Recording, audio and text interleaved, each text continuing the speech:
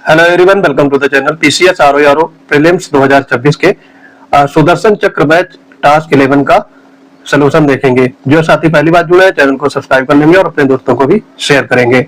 तो वीडियो को शुरू से लेकर के अंत तक जरूर देखिएगा। इसमें बहुत सारे क्वेश्चन आपको अच्छे खासे मिलने वाले हैं जो आपके एग्जाम में बार बार रिपीट होते रहते हैं। लोकसभा अध्यक्ष यानी स्पीकर के संदर्भ में आपको बताना है कौन से कथन इसमें सही होंगे। वह राष्ट्रपति के प्रसाद पर्यंत प्लेजर ऑफ द प्रेसिडेंट पद धारण करता है, तो ये बिल्कुल गलत हो गया। ऐसा करता कौन है? गवर्नर। और उसे लोकसभा के तत्कालीन समस्त सदस्यों के बहुमत से पारित संकल्प द्वारा हटाया जा सकता है, ये करेक्ट है। ओम बिरला के साथ ऐसा हो चुका है क्योंकि उनके खिलाफ महाभियोग लाया गया था, लेकिन फिर वो खारिज कर दिया गया।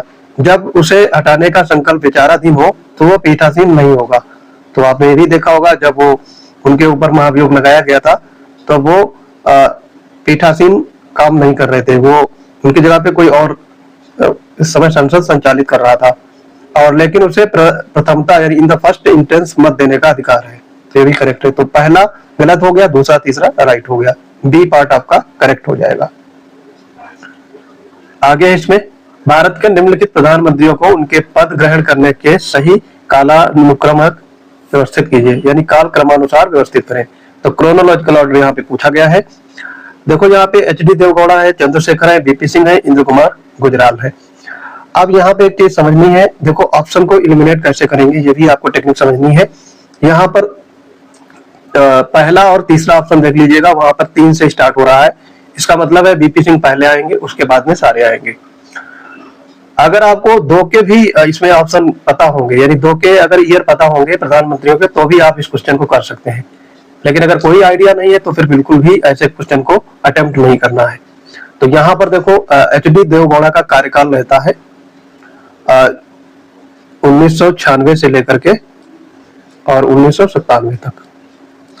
चंद्रशेखर का रहता है 1990 से और 91 के बीच में।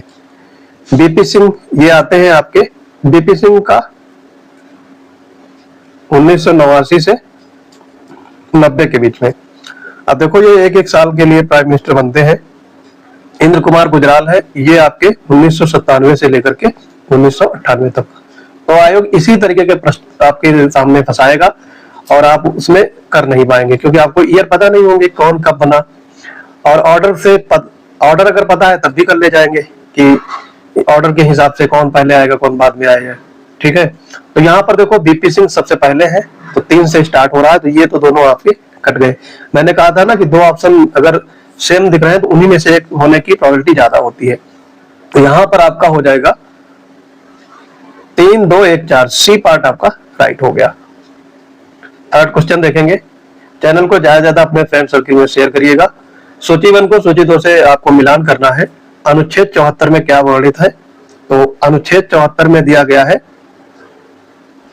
आपको बताना है अनुच्छेद 74 में क्या वर्णित है, 75 में, 78 में और फिर 88 में। तो ये चारों आपको मिलान करने हैं। अनुच्छेद 74 में राष्ट्रपति को सहायता और सलाह देने का मंत्रिपरिषद, ये प्रधानमंत्री से सलाह लेगा, 3 से हो गया। अनुच्छेद 75 में क्या आता है? मंत्रियों के बारे में अन्य उपबंध जैसे कि नियुक्त और उत्तरदायित्व, तो ये हो गया आपका। अनुच्छेद 78 आता है आपका राष्ट्रपति की जानकारी देने हेतु प्रधानमंत्री के कर्तव्य, तो ये आपका 1 से हो जाएगा। और लास्ट वाला आप मिला लीजिएगा सेकंड से। सदनों के संबंध में मंत्रियों और महान्यायवादी के अधिकार, ये 88 में वर्णित है। तो यहाँ पर आपका हो जाएगा 3, 4, 1, 2, ये आपका कोड बनेगा और बी पार्ट में आपका गिवन है। आगे है 4th नंबर में, ये देखो कथन और कारण के क्वेश्चन है। संविधान संशोधन विधेयक के मामले में राज्यसभा को लोकसभा के बिल्कुल समान शक्तियां प्राप्त है, तो ये करेक्ट है। और संविधान संशोधन विधेयक को संसद के दोनों सदनों द्वारा अलग अलग विशेष बहुमत से पारित होना अनिवार्य है और इसमें असहमति होने पर संयुक्त बैठक का कोई प्रावधान नहीं है। तो जब संशोधन होता है उस समय ज्वाइंट सिटिंग नहीं बुला सकते, ठीक, तो ये भी करेक्ट है। तो यहाँ पर कथन और कारण दोनों सही है और कारण कथन की व्याख्या भी करेगा, ये पार्ट आपका राइट हो जाएगा। अब देखो इसमें वन लाइनर क्वेश्चन है इसमें 5 प्रकार के क्वेश्चन आपके डाले गए हैं, क्रोनोलॉजिकल ऑर्डर वाले और कूट वाले, कथन कारण वाले, सिंपल क्वेश्चन और मैचिंग वाले। तो 5 टाइप के क्वेश्चन आपके पीसीएस एग्जाम में पूछे जाते हैं। तो उसी तरीके से पैटर्न को फॉलो किया गया है। निम्नलिखित में से कौन भारत के प्रधानमंत्री नियुक्त होते समय संसद के किसी भी सदन के सदस्य नहीं थे? इंदिरा गांधी, एच.डी. देवेगौड़ा, मनमोहन सिंह और पीवी नरसिम्हा राव। तो इसका आंसर हो जाएगा पीवी नरसिम्हा राव। और ये कब बने थे? ये आपके प्राइम मिनिस्टर बने हैं 1991 में। ठीक, इंदिरा गांधी कब बनी थी? ये सारे ईयर आपको याद होने चाहिए। पहली बार 1966 में। देवगौड़ा जी बने थे 1996 में और मनमोहन सिंह आपको पता होगा 2004 से और 2014 तक बने हैं। उसके बाद में नरेंद्र मोदी आ जाते हैं। आगे इसमें बढ़ेंगे 6 नंबर में। मंत्रिपरिषद के सामूहिक उत्तरदायित्व यानी कलेक्टिव रिस्पॉन्सिबिलिटी के सिद्धांत के संदर्भ में आपको बताना है कौन से इसमें कथन करेक्ट होंगे। यदि लोकसभा किसी एक मंत्री के विरुद्ध अविश्वास प्रस्ताव पारित कर दे तो संपूर्ण मंत्रिपरिषद को त्यागपत्र देना पड़ता है। करेक्ट है ये। और ये सिद्धांत संविधान के अनुच्छेद 75(3) में स्पष्ट रूप से वर्णित है, भी करेक्ट है। संविधान के अनुसार मंत्रिपरिषद सामूहिक रूप से संसद के प्रति उत्तरदायी होती है। तो ये वाला आपका गलत हो जाएगा। ठीक, पहला दूसरा यहाँ करेक्ट है, बी पार्ट आपका राइट हो जाएगा। देखो, मंत्रिपरिषद जो होती है वो सामूहिक रूप से संसद के उत्तरदायी नहीं होती है, वो केवल लोकसभा के प्रति उत्तरदायी होती है। राज्यसभा से इसका कोई लेना देना नहीं है। तो इसलिए ये तीसरा वाला स्टेटमेंट आपका रॉन्ग हो गया था। 7वां है आपका, अब देखो यहाँ पे फिर से क्रोनोलॉजिकल ऑर्डर में लगाना है। भारत के निम्नलिखित उप प्रधानमंत्रियों को उनके पद धारण करने के सही कालानुक्रमानुसार व्यवस्थित कीजिए। क्रोनोलॉजिकल ऑर्डर में इनके आपको ईयर पता होने चाहिए। अब देखो यहाँ पे आपको ऑप्शन इलिमिनेशन मेथड आपको प्रयोग करना है। देखो 3 सब में यानी 3 जो ऑप्शन है वो सिमिलर टाइप के हैं, 3 उसमें स्टार्टिंग से है, सिमिलर नहीं है। यानी 3 ऑप्शन में 3 से स्टार्ट हो रहा है, यानी सरदार वल्लभ भाई पटेल से स्टार्टिंग है। तो ये जाहिर सी बात है कि सबसे पहले सरदार वल्लभ भाई पटेल ही प्रधानमंत्री बनाए गए थे। उसके बाद में देखो ऑप्शन में एलिमिनेट करेंगे, हमको कुछ नहीं आ रहा है क्वेश्चन के बारे में, थोड़ा सा बारीक आइडिया है कि सरदार वल्लभ भाई पहले जन्म लिए थे और पहले उप प्रधानमंत्री बने थे। उसके बाद में आप देखेंगे कि 2 ऑप्शन में दूसरे नंबर पे 1 दिया गया है, इसका तो कोई मतलब नहीं, ये तो गलत हो गया। अब देखो यहाँ पे 1 पर फोकस करेंगे तो 1 का मतलब क्या हो जाएगा आपका मोरारजी देसाई। तो कायदे से ये चीज समझी जाती है कि जो ऑप्शन बार बार रिपीट होते हैं 2 जगह पे, जैसे 3-1 2 बार आया तो वही मोस्ट प्रोबेबली सही होने के चांस होते हैं। तो यहाँ पर मोरारजी देसाई हो जाएगा दूसरे नंबर पे। इनके ईयर आप देख लेते हैं। वल्लभ भाई पटेल जो थे ये 1947 से लेकर के और 1950 के बीच में भारत के उप प्रधानमंत्री डिप्टी पीएम बने थे। उसके बाद में मोरारजी देसाई बनते हैं। ये कब बनते हैं? 1967 से लेकर के और 69 तक। उस समय प्रधानमंत्री रहती हैं इंदिरा गांधी। उसके बाद में फिर आते हैं चरण सिंह का, चौधरी चरण सिंह जी, ये बनते हैं 1977 से और 79 के बीच में 2 साल के लिए। और उसके बाद में चौधरी देवीलाल, ये बनते हैं 1989 से लेकर के और 90 तक 1 साल के लिए। तो यहाँ पर देखो आपका हो जाएगा ऑप्शन 3-1-2-4 डी पार्ट आपका करेक्ट हो जाएगा। सूची 1 को सूची 2 से मिलान करना है। तो देखो यहाँ पर आपके सूची 1 में संसदीय प्रक्रियाएं दी गई हैं और उनसे संबंधित अर्थ क्या होते हैं ये पूछा गया है। तो स्थगन का मतलब होता है एडजॉर्नमेंट का मतलब। अब ये तो आपको बेसिक चीज है कि पूरी कार्यवाही समाप्त हो जाना, इसको एडजॉर्नमेंट बोलते हैं। तो लोकसभा का कार्यकाल पूरी तरह समाप्त। ठीक। दूसरा है सत्रावसान। सत्रावसान का मतलब क्या होता है? 1 सेकंड, यहाँ पे गलत ये हो गया है, इसको दोबारा देखेंगे। पूरी तरह से समाप्त नहीं होता है। स्थगन का मतलब होता है बैठक को कुछ दिन के लिए या फिर कुछ समय के लिए स्थगित की जाती है, दूसरे से यहाँ पे मैच हो जाएगा। फिर सत्रावसान जो होता है ये आपका संसद के चालू सत्र की समाप्ति के संबंध में, तो यहाँ पे 4 से हो जाएगा। विघटन जो होता है ये है आपका पूरी तरह से समाप्त होने वाला, 3 हो गया। और फिर लास्ट वाला तो 1 से ही होना पड़ेगा उसको। तो 2-4-3-1 सी पार्ट आपका राइट हो जाएगा।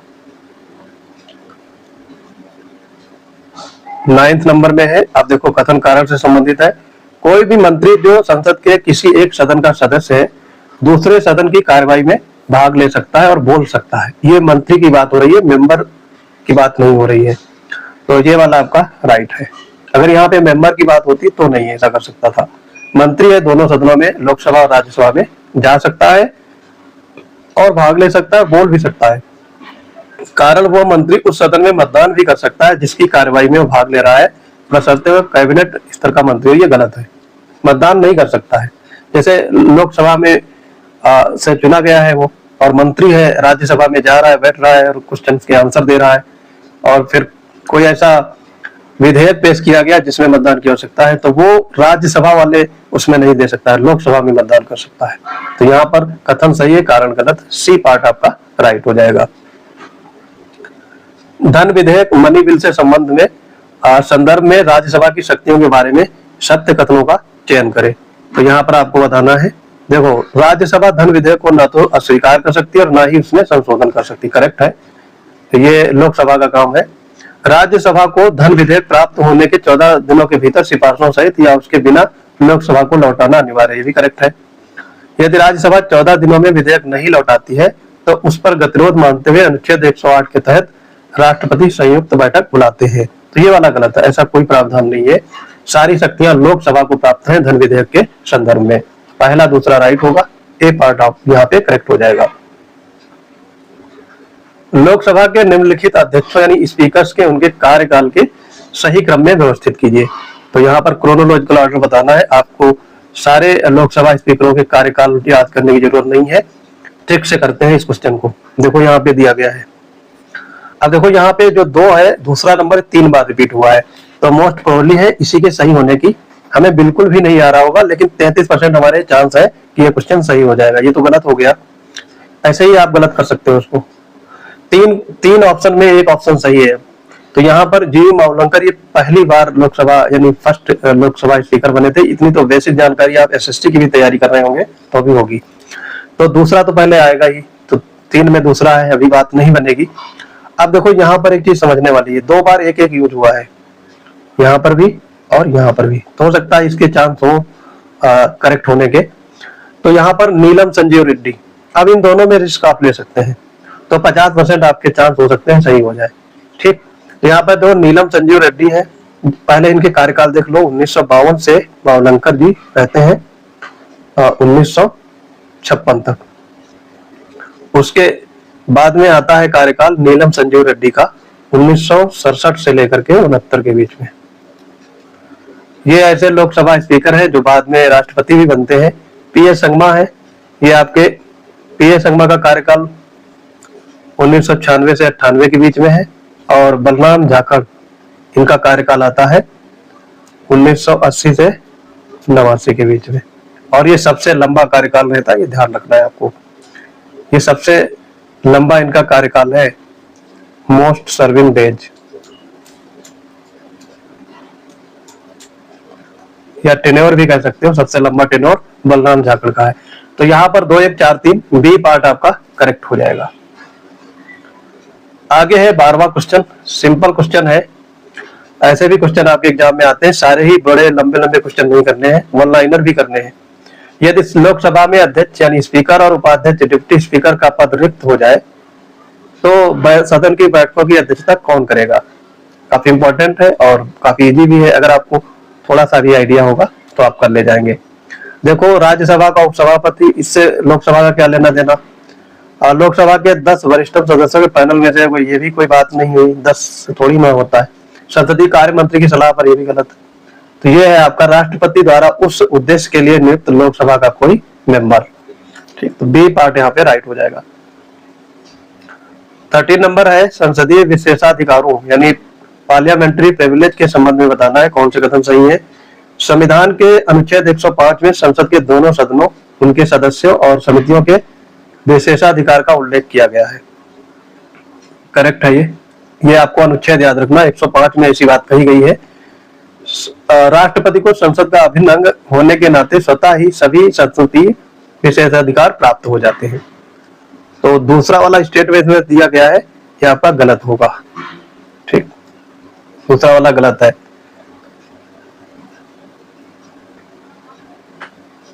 क्योंकि ये संसद का मेंबर होता है या फिर कहते हैं संसद का एक अभिन्न अंग है, तो राष्ट्रपति को कोई विशेषाधिकार नहीं दिया गया है, ये चीज ध्यान रखनी है।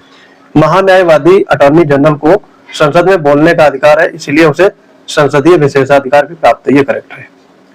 और इसको आपको ध्यान रखना है, राष्ट्रपति अभिन्न अंग जरूर है लेकिन संसदीय विशेषाधिकार इसको यानी पार्लियामेंट्री प्रिविलेज प्राप्त नहीं है। पहला और तीसरा यहाँ पे राइट होगा। तो देखो ऑप्शन में आपका बी पार्ट दिया गया है। सूची 1 को सूची 2 से मिलान करना है। सूची 1 में समितियां दी गई हैं, सूची 2 में उससे संबंधित मेंबर कितने होते हैं, तो इंपॉर्टेंट है, ये चीज आपको याद होनी चाहिए। अब देखो यहाँ पे है प्राक्कलन समिति। प्राक्कलन समिति में 30 मेंबर होते हैं, ठीक। तो यहाँ पे ये दूसरे से मैच हो जाएगा। और सारे मेंबर कहाँ से होते हैं, सारे मेंबर लोकसभा के, ये चीज भी ध्यान रखनी है। लोक लेखा समिति जो पीएससी होती है, इसमें कितने मेंबर होते हैं, 22। और इसमें 22 में 15 लोकसभा के होते हैं और 7 जो होते हैं वो राज्यसभा के। विशेषाधिकार समिति केवल लोकसभा, इसमें कितने मेंबर होते हैं, 15। और विभागीय समितियां प्रत्येक में 31 मेंबर होते हैं और इसमें 21 होते हैं लोकसभा के और 10 होते हैं राज्यसभा के। ये सारी चीजें भी आपको याद होनी चाहिए। यहाँ पर 2 1 4 3 2 1 4 3 डी पार्ट आपका करेक्ट हो जाएगा।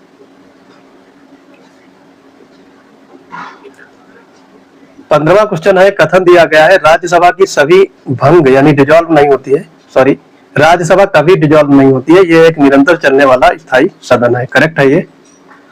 और लोक प्रतिनिधित्व अधिनियम 1951 के तहत इसके 1/3 सदस्य हर 2 साल में सेवानिवृत्त हो जाते हैं और उनका स्थान नए मेंबर लेते हैं, ठीक है, दोनों सही है।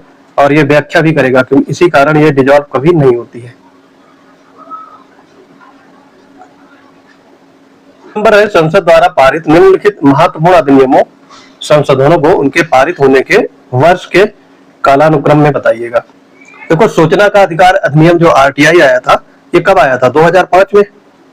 ये आरटीआई एक्ट आया था 2005 में। दल बदल कानून 1985 में। 10वीं अनुसूची के तहत शिक्षा का अधिकार आया था आपका 2009 में, right to education.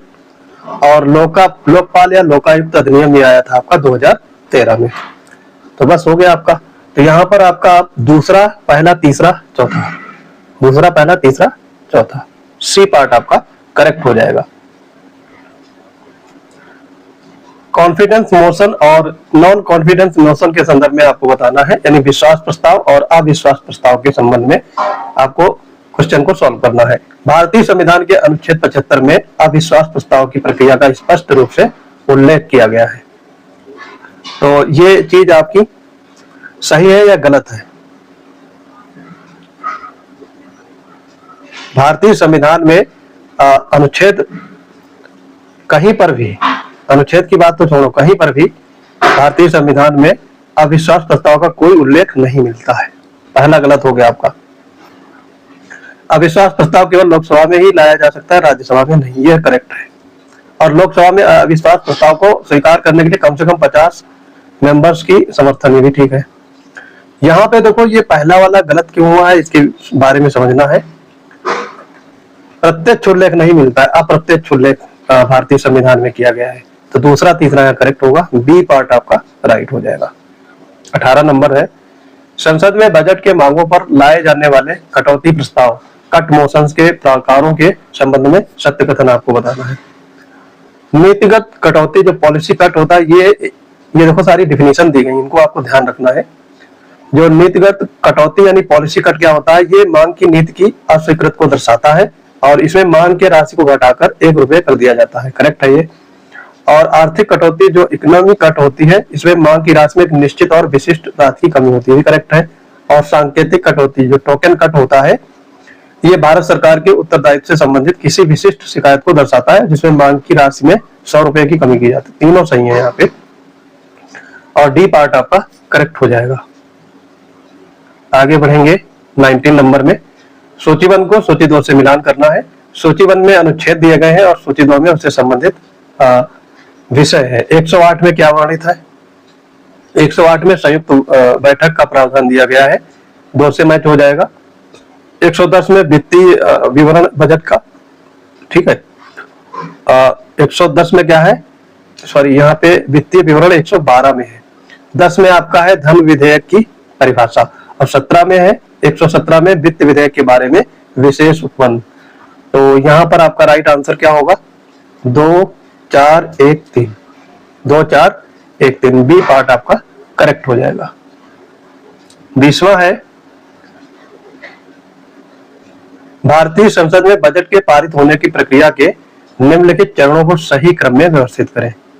Chronological order लगाना है यहाँ पर। अनुदान मांगों पर मतदान, voting on demand for grants, विनियोग विधेयक का पारित होना, पासिंग ऑफ अप्रोप्रिएशन बिल, विभागीय समितियों द्वारा जांच, स्क्रूटनी बाई डिपार्टमेंटल कमिटीज, और बहस पर आम बजट पर आम बहस जनरल डिस्कशन, और वित्तीय विधेयक का पारित होना, पासिंग ऑफ फाइनेंशियल बिल या फाइनेंस बिल।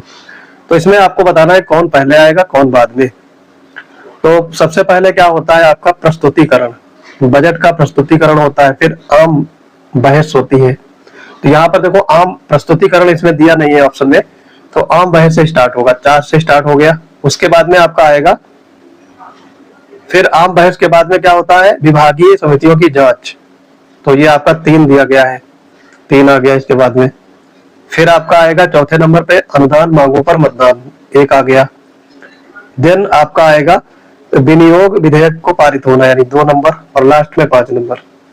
तो 4 3 1 2 5 ये क्रम है आपका, जो कि आपका डी पार्ट में दिया गया है।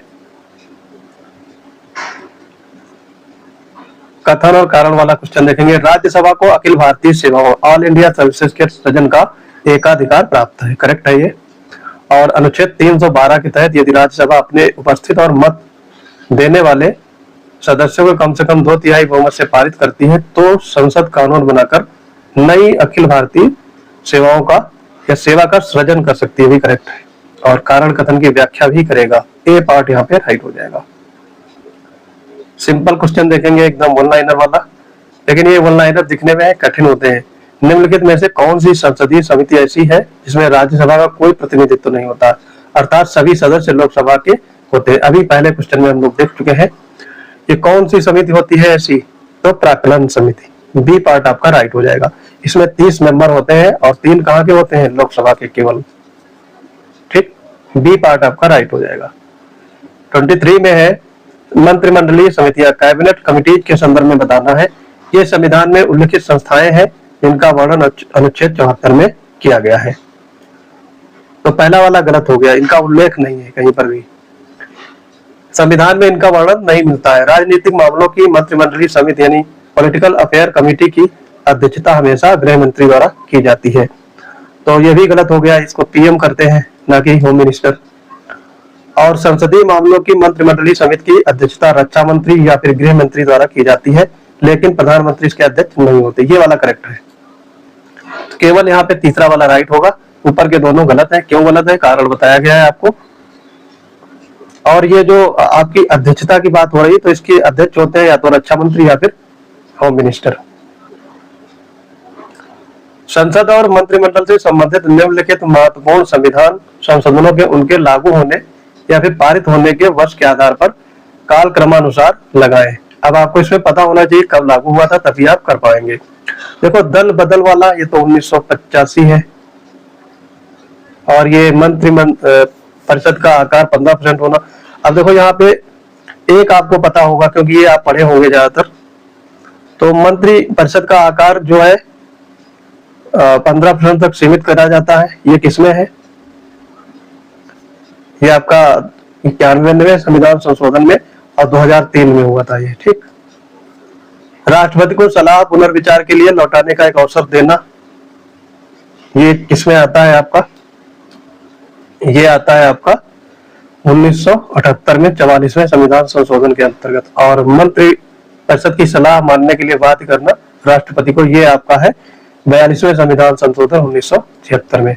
यहाँ पर 1 2 4 3 ये हो जाएगा, 1 2 4 3 ए पार्ट आपका करेक्ट हो जाएगा। अब देखो यहाँ पे दिया गया है शैडो कैबिनेट के बारे में आपसे पूछा गया क्या होता है। इस टाइप के क्वेश्चन आपके यूपीएससी में पूछे जाते हैं। मैं यहाँ पर आपको पीसीएस या फिर आरओ के लिए करा रहा हूँ, क्योंकि आपको अपर लेवल पे ही जाना है, तभी आप एटलीस्ट कट ऑफ तो आप क्रैक कर पाएंगे। ये ब्रिटिश संसदीय प्रणाली की अनूठी विशेषता है। करेक्ट है। ये शैडो कैबिनेट के बारे में बात की जा रही है। पहला वाला स्टेटमेंट राइट है।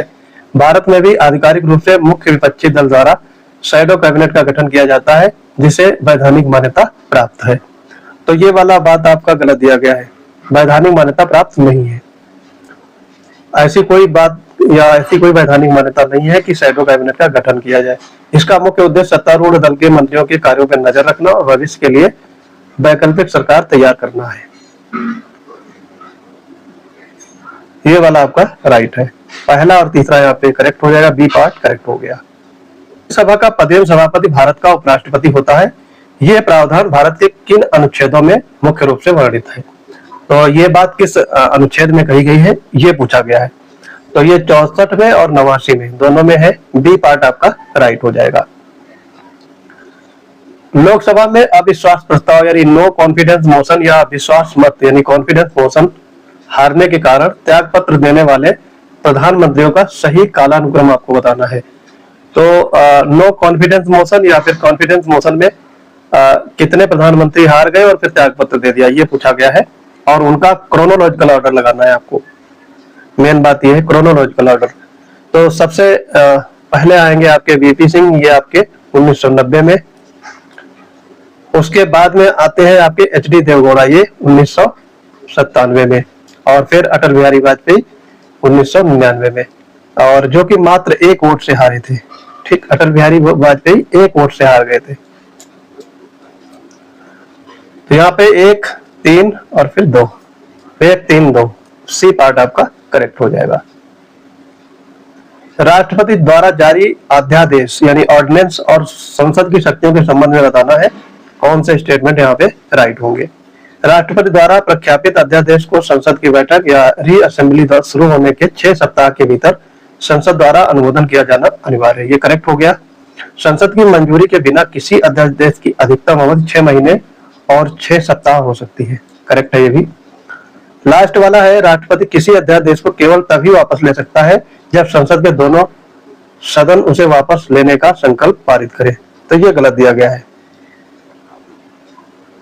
इसमें संसद के संकल्प की कोई जरूरत नहीं होती। पहला और दूसरा करेक्ट हो जाएगा। ए पार्ट करेक्ट हुआ। 29 है आपका, संसद में किसी साधारण विधेयक यानी ऑर्डिनरी बिल के पारित होने के दौरान होने वाले वाचन या रीडिंग्स के चरणों को सही क्रम में लगाएं। तो यहाँ पर देखो वाचन का क्रोनोलॉजिकल ऑर्डर पूछ लिया गया। इससे टफ क्वेश्चन और क्या हो सकता है? समिति स्तर यानी कमिटी स्टेज और खंडवार विचार कंसिडरेशन स्टेज। दूसरा है विधेयक को गजट में प्रकाशित करना और सदन में पेश करना, और विधेयक के सिद्धांतों पर आम बहस, और विधेयक को समग्र रूप से पारित करना और अस्वीकार करना। तो यहाँ पर सबसे पहले आपका आ जाएगा प्रकाशन। सबसे पहले प्रकाशित करेंगे कोई भी चीज गजट में, तो ये आपका आ जाएगा दूसरा। उसके बाद में जब प्रकाशन हो जाएगा फिर क्या करेंगे? विधेयक के सिद्धांतों पर आम बहस होती है, 3 हो गया। देन आपका समिति स्तर और खंडवार स्टेज पर इस पे समितियां बनाई जाती हैं या समिति स्तर होती है, यानी 1 हो गया। खंडवार विचार पेश किया जाता है, फिर लास्ट में चौथा हो जाएगा। तो 2, 3, 1, 4 बी पार्ट आपका राइट हो जाएगा। लास्ट क्वेश्चन है आज का। काफी लंबे लंबे क्वेश्चन है इस सेक्शन में लिए गए थे। लोकसभा में विपक्ष के नेता लीडर ऑफ अपोजिशन के संबंध में बताना है। इस पद को संसद में विपक्षी नेता वेतन और भत्ते अधिनियम 1977 के तहत वैधानिक मान्यता प्राप्त है। यानी जो लीडर ऑफ अपोजिशन एलओपी रहता है उसको क्या क्या प्रावधान है या क्या क्या स्टेटमेंट करेक्ट होंगे, ये आपसे पूछा गया है। तो ये राइट है। कैबिनेट मंत्री के समान ही इसको वेतन भत्ते दिए जाते हैं। विपक्ष के नेता को कैबिनेट मंत्री के समान दर्जा सुविधाएं, ठीक है ये भी। और किसी दल के नेता को विपक्ष का नेता बनने के लिए उस दल के पास लोकसभा की कुल सीटों का कम से कम 1/10 होना चाहिए। तो तीनों स्टेटमेंट राइट है यहाँ पे। तो ये आपका डी पार्ट करेक्ट हो जाएगा। अगर हमारे पेड बैच से जुड़ना चाहते हैं तो पीसीएस वंडर्स टेलीग्राम चैनल से जुड़ जाएंगे, वहां पर आपको इसकी बैच की डिटेल उपलब्ध रहेगी। इस समय 5 बैच एक्टिव है हमारे पीसीएस वंडर्स चैनल पे। इसके अलावा आप फ्री में क्विज कर सकते हैं पीसीएस वंडर्स क्विज ग्रुप से जुड़ करके। सारी क्विज फ्री नहीं होती हैं, लेकिन हिंदी की क्विज फ्री कराई जाती हैं। तो आई होप ये वीडियो आपको समझ में आ गया होगा। मिलते हैं अपने अगले इंपॉर्टेंट वीडियो के साथ, तब तक के लिए पढ़ते रहिए। जय हिंद।